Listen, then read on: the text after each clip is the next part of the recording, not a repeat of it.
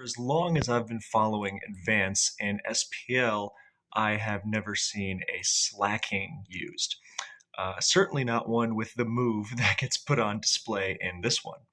So, more distressingly than the slacking you are looking at, you are also wondering why you are looking at it through the prism of a camera recording of a showdown battle.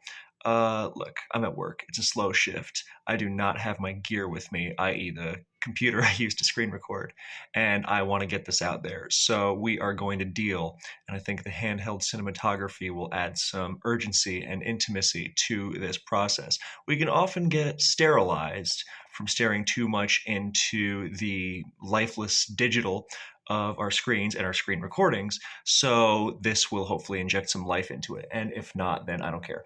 Anyway, so I do not remember ever seeing a slacking in advanced SPL before. I knew it was used once because there's a YouTube video from SPL 1, as you see here, SBK versus Hamsar, and it is by Old Gen Archives, a great channel, by the way. It was run by Georgie, a known Old Gen aficionado. Anyway, and in this battle, Slacking does some slacking stuff. So I realize that, look at that double edge. I don't know whether to be more impressed by the slacking or the Celebi in this instance, but also for those wondering what this ancient technology is, it is called Net Battle Supremacy, and the CB Salamence too. Wonderful. I like this team of Hamsars. Anyway, but Milo Celebi is a tough one to break. So, the point here I'm making is that slacking does not get used. I know that nowadays it has legitimacy as given to it by ABR, but most players are not ABR. So ABR and players of ABR's ilk, they can win with everything. Not everyone can win with these offbeat picks. Like, if it's not Snorlax, yeah, I'd take slacking over Snorlax, let me tell you. No, I wouldn't probably. But if it's not that, then it's things like, Regirock or whatever other goofy stuff. So I think people see the high level success of those players with those unusual strategies and then think the strategies are more viable than they are. A good player can make a team, or a team too, actually, but a Pokemon look much better than it actually is.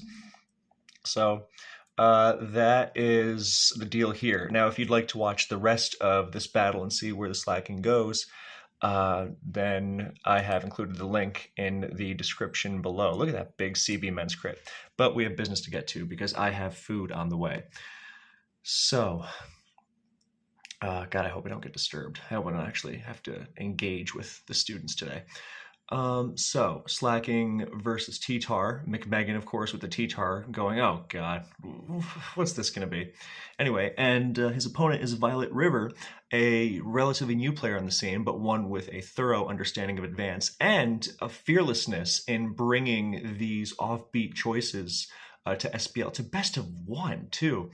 So despite the first time on the big stage, definitely not a case of nerves. So that is to be admired. Now, the T-Tar is running out of there. And funnily enough, it also goes to a ground weak, thinking, hey, I don't want to take this EQ, so let me send the Jirachi in to take the EQ instead. But, Jirachi clearly with a lot of physical bulk as it shrugs off that Brick Break. Now, I don't know if it was if McMegan was expecting Focus Punch, maybe, but didn't want to risk it either way with T-Tar. Or, I don't know if Slacking runs Brick Break. I'm not in vogue with the slacking specificities of this new advanced metagame. Although from what I've been observing of SPL Advance, it's still pretty familiar. This slacking has not quite launched us into a brave new world yet. So there's the Brick Break and the Jirachi shrugs it off, defensive, and then throws up the Wish, to be expected. But what's unexpected is the Wish Calm Mind. Now, this is an ancient set that used to be, a standard. But it's a great set, combines amazing defense and team support with the capability of a sweep. And it's especially nice because, while it's not as ironclad a wall, haha, because it's a steel type, it's also still, very good defensively. But if your method of dealing with, such a passive wall is to sit on it, then Calm Mind really punishes you for that. So that's not quite happens against this Blissey, because this Blissey happens to run Sing, and it also uses it, or lands it immediately. So it's chased out. out. In comes Scarm. Not afraid of Magneton once the second normal type hit the field. That just registered for me. Good lord. I mean, not that I mind it, because with Slacking, you got a lot of defensive ground to cover, and Blissey covers almost all the defensive ground in the tier. Not literally the defensive grounds, of course, although kinda. But yeah, then we've got Fori, we've got Pert, and we see a Scarm without leftovers. This is very notable in that it spikes, and Fori is going to get in there and rapid spin away the spikes immediately, and then get out of there without getting down any spikes of its own, which is an interesting choice. Now, I don't know if River knew there was a Starmie in the back, because this team of McMeggins is known. I personally haven't seen him use it in anything, but then again, I am not keeping up with Advanced like I used to. But still, I don't really see a downside to getting up a spike.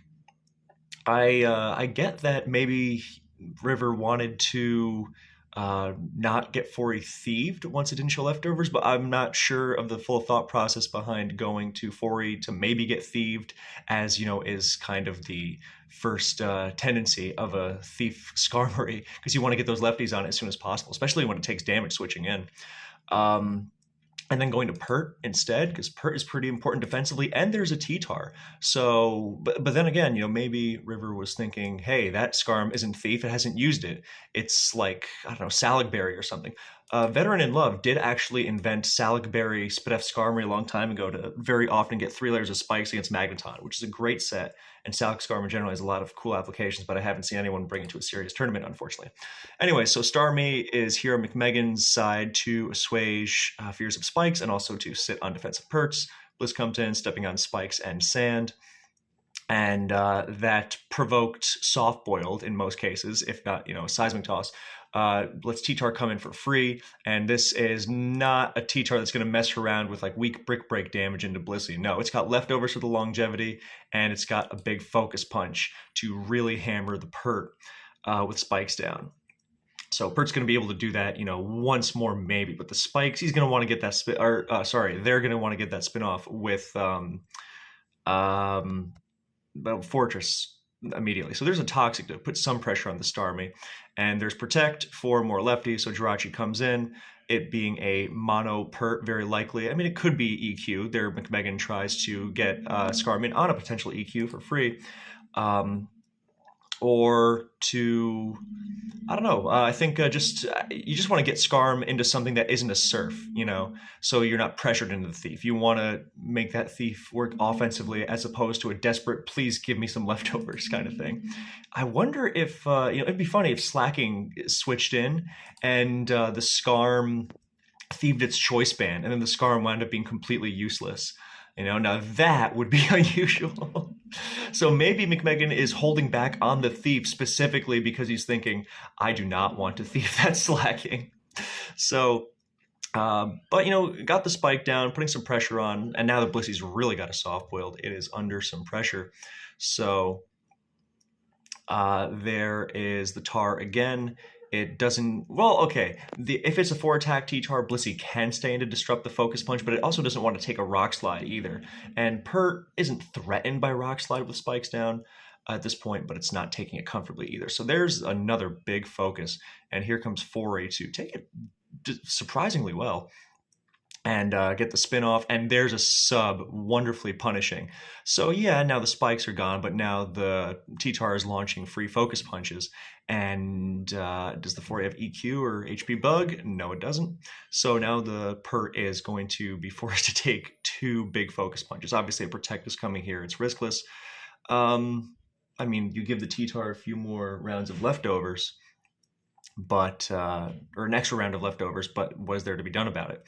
And now the Pert roars it out, but it's really, really low. I mean, forget spikes with Rock Slide. I can't even switch it to Rock Slide safely at this point. So we don't know what the last move on T-Tar is. Well, it's not going to be HP Grass, obviously, but HP Bug most likely. That's the traditional. I mean, speaking of Veteran in Love, this is the T-Tar he used to run in the Net Battle days, named after him. Veteran in Love Tar or Viltar.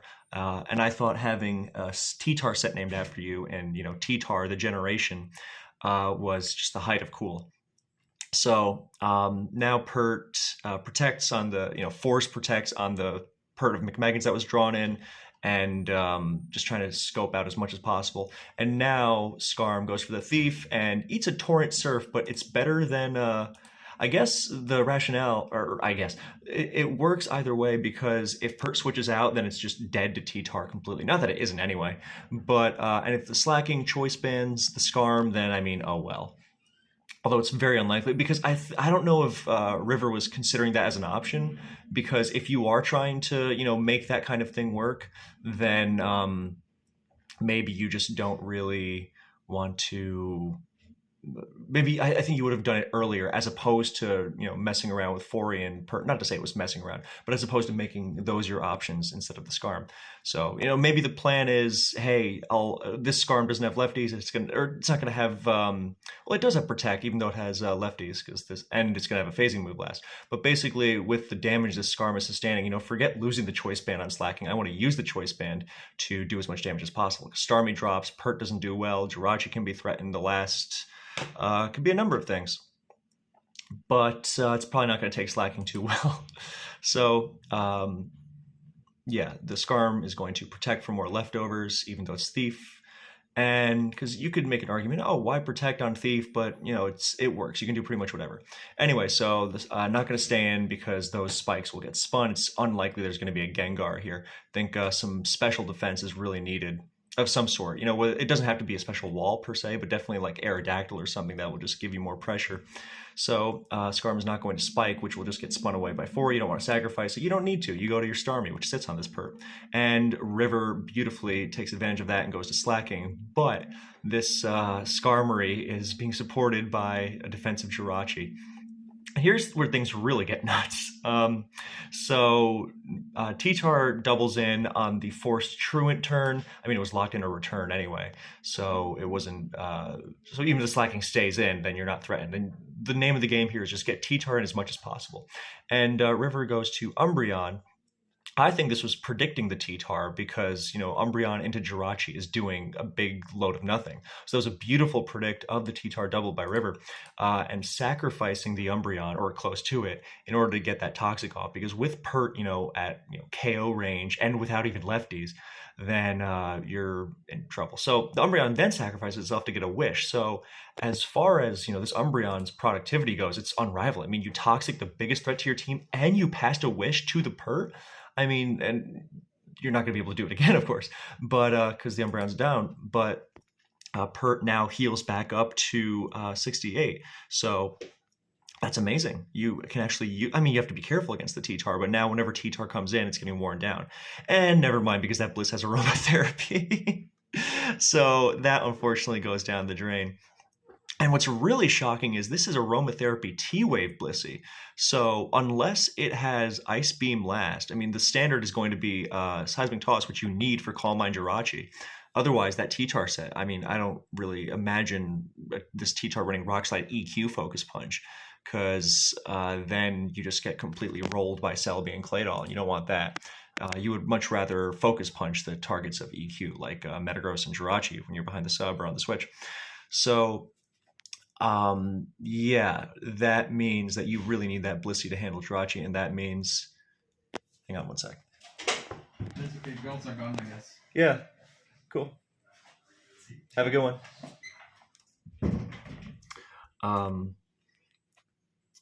Yeah, so,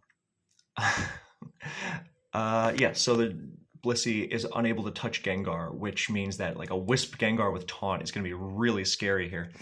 I mean, I understand the T-Wave for the Calm Mind Jirachi and just to support the T-Tar in general, and the aromatherapy is great support. It's just the double natural cure is going to be the answer to Gengar. It can be risky. I mean, but if the Starmie is T-Wave and some special bulk for T-Bolts, then I can see it being fine. And a lot of those Gengars drop T-Wave. It's riskier than I would like personally, but maybe if the Pert is refreshed, then that's probably fine. Anyway, there's Slacking using Return again, bringing Skarm down to a measly, threatening out the Jirachi. Skarm comes in and takes a lot of damage from Return, but not quite enough.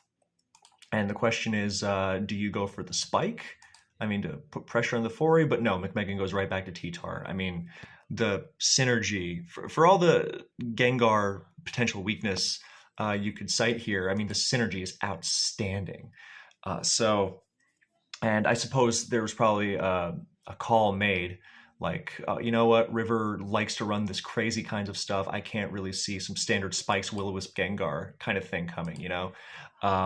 Like, oh, there are some players like that. I'm not saying this is River's entire thing as a player because I don't really know them that well as a player, but you can kind of get a read on someone going, oh, you know, I would never bring Spikes plus Gengar because it's the most standard thing in the world. So I'm not saying that means you know, cheat on it, but you know, McMegan can play around it. Anyway, so here's the big thing. So T-Tar subs on the, let's look at that again. Let's get this ESPN slow motion instant replay.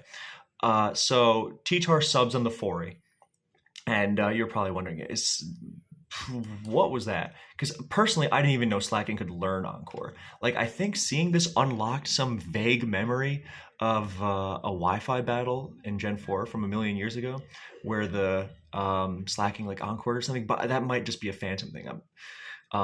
Matter of fact, I'm pretty sure. I more remember MTG Xerxes' spec Slaking. That was funny. But yeah, this thing learns Encore. I don't know if ABR's used that before, and if this is like following in his steps, or if this is new. Someone feel free to let me know.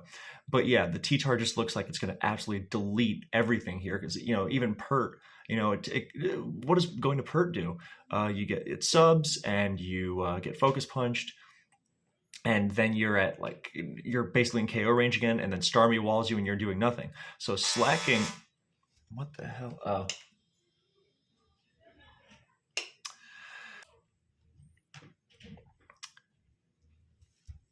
Please don't. Dobrý den. Ano, ano. Děkuji. Tady to je, jo? Děkuji moc. Taky mějte se. Mějte se hezký večer, naschle.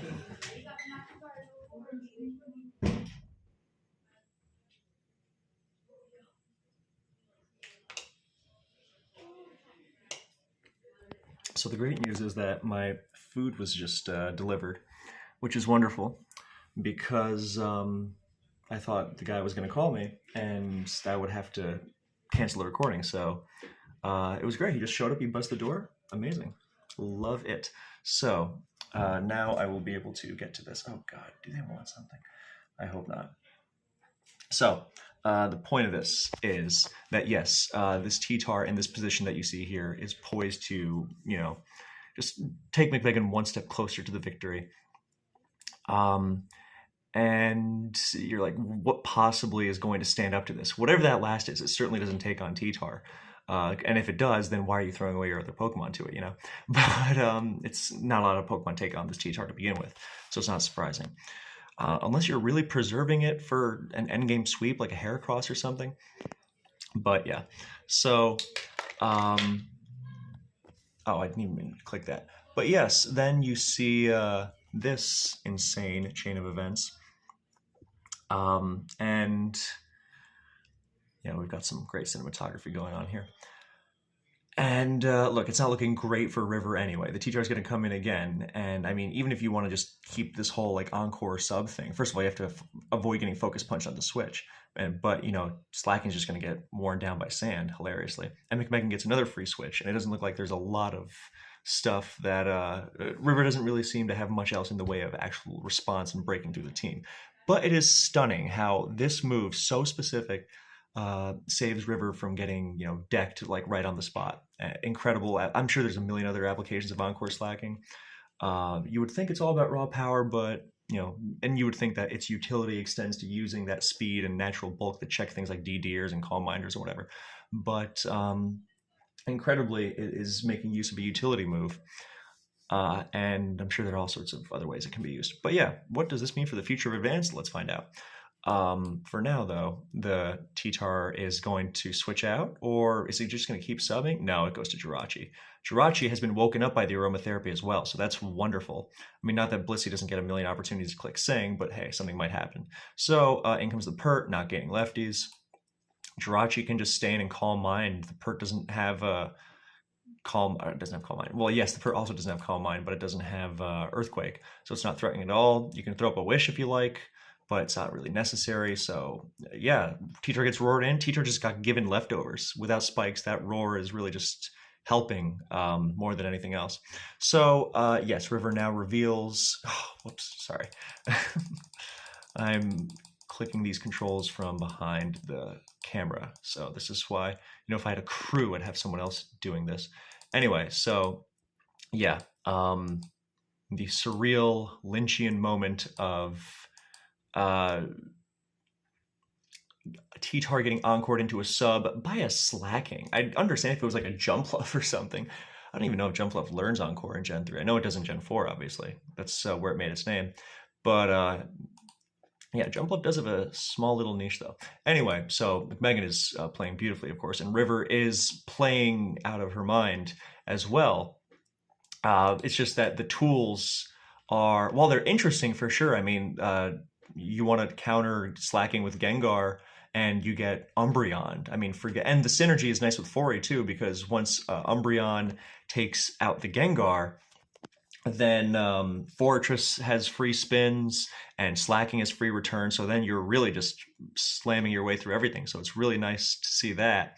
It's just by virtue of, these more exploitable Pokemon like Slacking and Umbreon, and even Fortress to a lesser extent. Fori has this trouble even when supported by a lot of the best Pokemon in the game.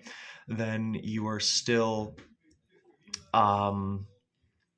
struggling to keep up because it's so slow and passive in many cases.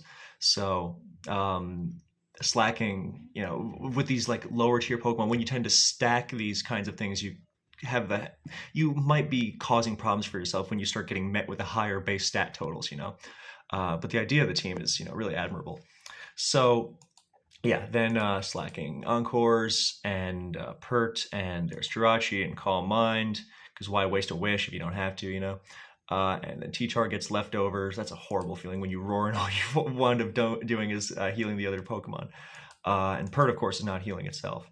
But I mean, even if it were healing, then T-Tar's focus punches are going to overwhelm in the long run. So now we see this double where T-Tar goes back to Jirachi. It's an unusual double switch from River, because you would think the automatic switch into this Pert would be Starmie.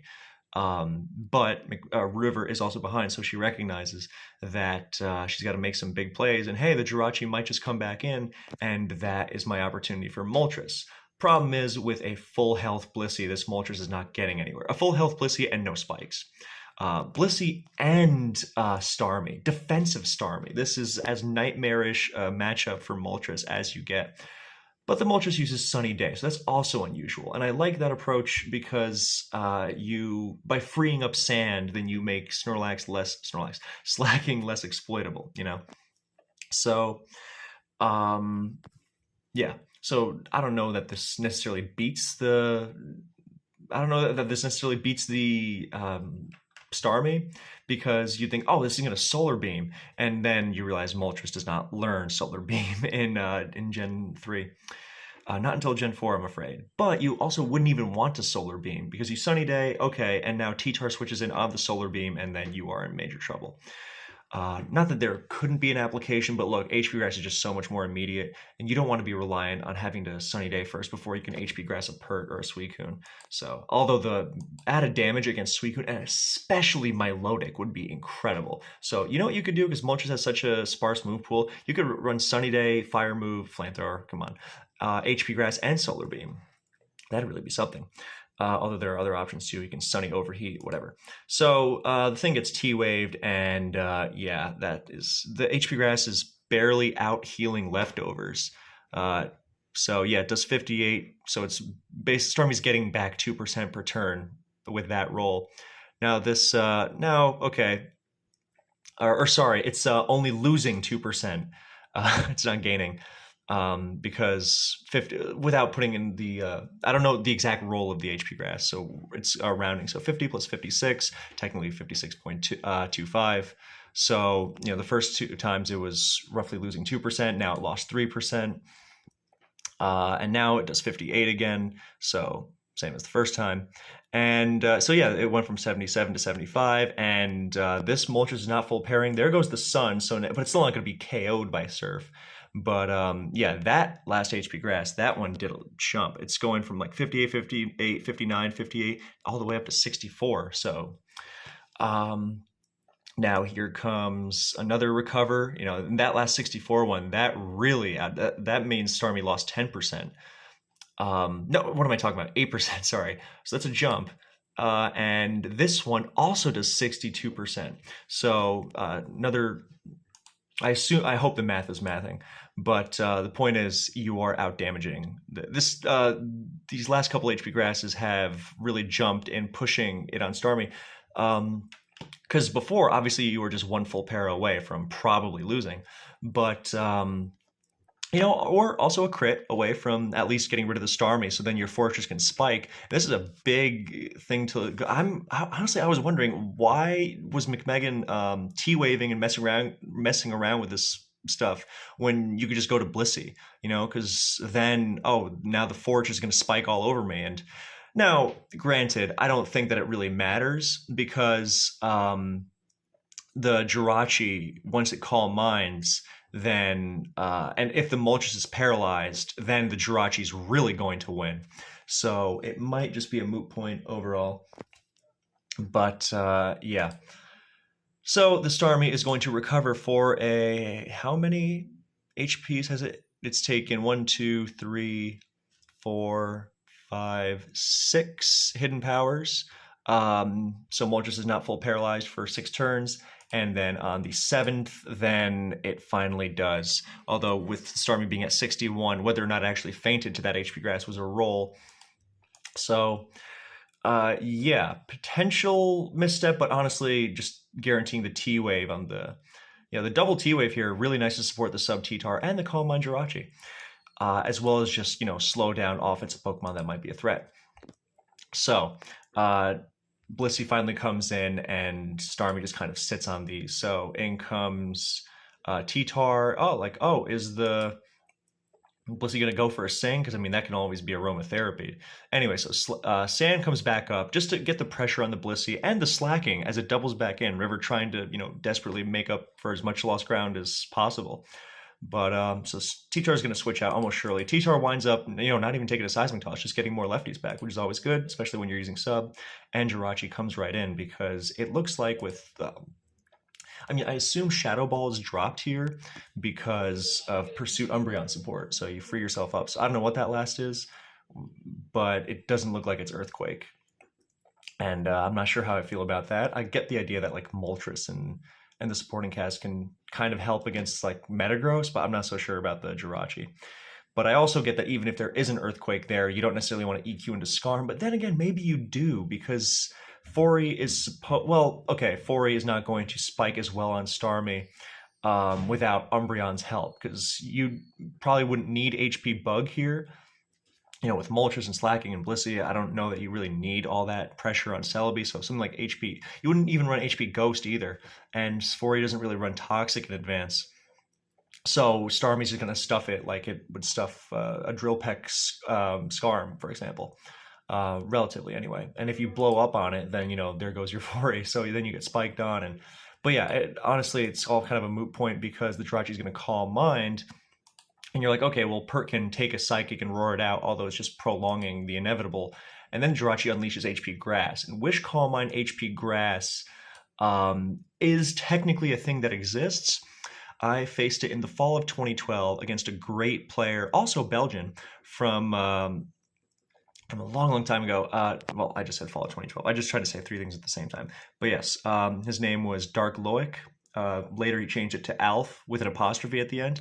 And let me tell you, this guy was my kryptonite. He was like the one player who, for some reason, even when I was, playing, really well, for some reason, he was just a guy I couldn't get around. Everyone, has a lot of really, really great players. They have this player, this specific one, who just happens to be their kryptonite. Yeah, and it doesn't necessarily make sense, but it just sort of happened. Anyway, and in this fall of 2012, I was not really that well versed in Advanced yet. I'd played it, I was learning, but Yeah, and I faced Dark Loic for some tournament, and he brought Wish, Calm Mind, Fire Punch, HP Grass. And I was like, that set is so dumb. And then I thought about it for like 5 minutes, and I was like, that set is so great. So I thought McMegan was bringing back his Belgian friends, Blast from the Past, and HP Grass Fire, but stays in on the slacking here. I guess he was really certain that it didn't Earthquake, because I was like, well, if it returns the Scarm, can't you just call mine and then do it again? But River, in any case, River goes for return. So I don't know if it was like the best option or just a desperation thing. But yeah, so and the draw sheet reveals Thunderbolt, which even at +1 only does 38. God, slacking is bulky. I know it has huge HP, but its special defense isn't that great. But then again, it's a defensive Jirachi, not a lot of investment. But yeah, this is the coverage that's been used on Sub-Calm Mind Jirachi for some time now. So it's an interesting set.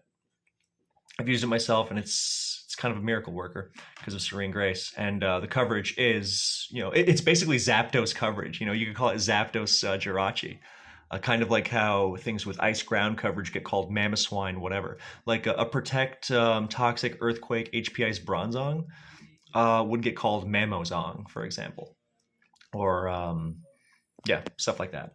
Or Latias, and that Bronzong can be used in DPP, so can Ice Beam, EQ, recover Latias, Mamo Latias. Well, that set was used. Actually, not Ice Beam EQ, but Ice Beam HP Ground was used in, I think, Sun and Moon, and it was called Mamo Mega Latias in that case. Anyway, so here comes the GGs are dropped. And wishes on the 4E to see, is this going to like Earthquake or something? But it's just going to be Jirachi, Calm Minding, and beating the Blissey, which the Blissey also has Aromatherapy. It's not often you see 2 Aromatherapy Blissey in one game.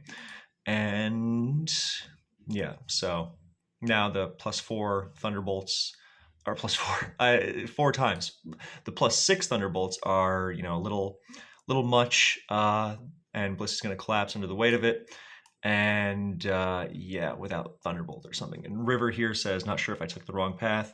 I'm not sure either, but I also think McMegan just had a major advantage as, their Blissey's Aromatherapy heals the Moltres of Sun, or of Paralysis, so it is faster, but it's still not going to KO the Jirachi without a crit in the event of a... because it's at +6 special defense. So I don't know. I think the move must have been to just go for the crit. But I mean, at this point, T-Tar's going to win, Starmie's, everything's going to win. So it doesn't really matter.